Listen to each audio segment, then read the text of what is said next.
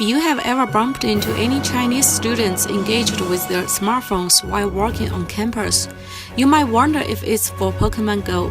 However, the most likely chance is that they are using a Chinese social media application called WeChat. This youngest Chinese social media application with only 5 years of history now has already owned 600 million active customers, which takes up 93% of the whole market in China. WeChat does not only do chatting, it works associated with several major bankers, millions of merchandisers, as well as tax companies and etc.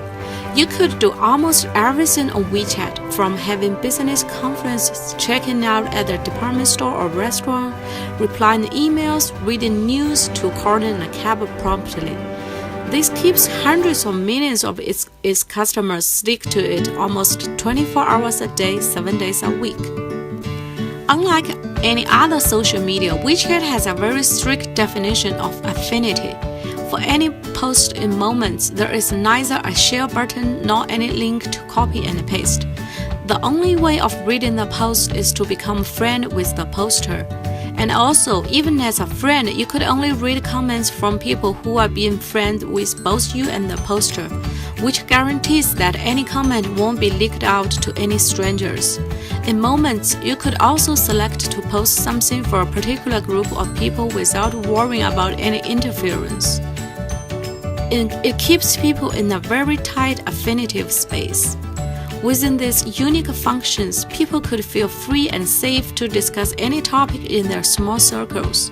For example, as a translator, I use WeChat to keep in touch with editors and publishers in China.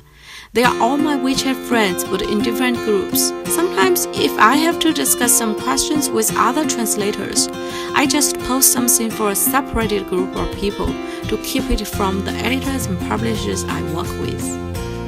The most important portal on WeChat is called official accounts.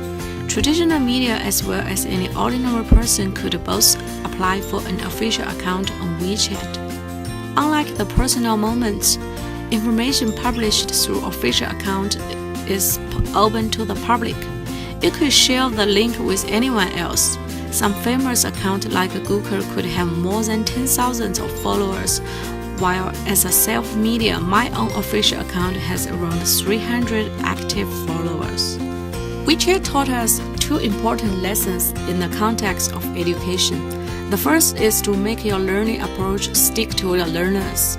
As a social media application, WeChat becomes inseparable from people's life because that it provides incredible services beyond the basic function of any chatting tool. That may remind us of the importance of what is so-called campus culture. WeChat is building such a user experience culture to lure its customers, and it does succeed. Secondly, a highly affinitive space could encourage more effective learning experiences. In this digital information ocean, novices are more and more likely to ask help from masters who are also their friends or acquaintances. At the same time, people prefer to trust the information from their friends other than the outside world. The safer the learners could feel, the more they will learn.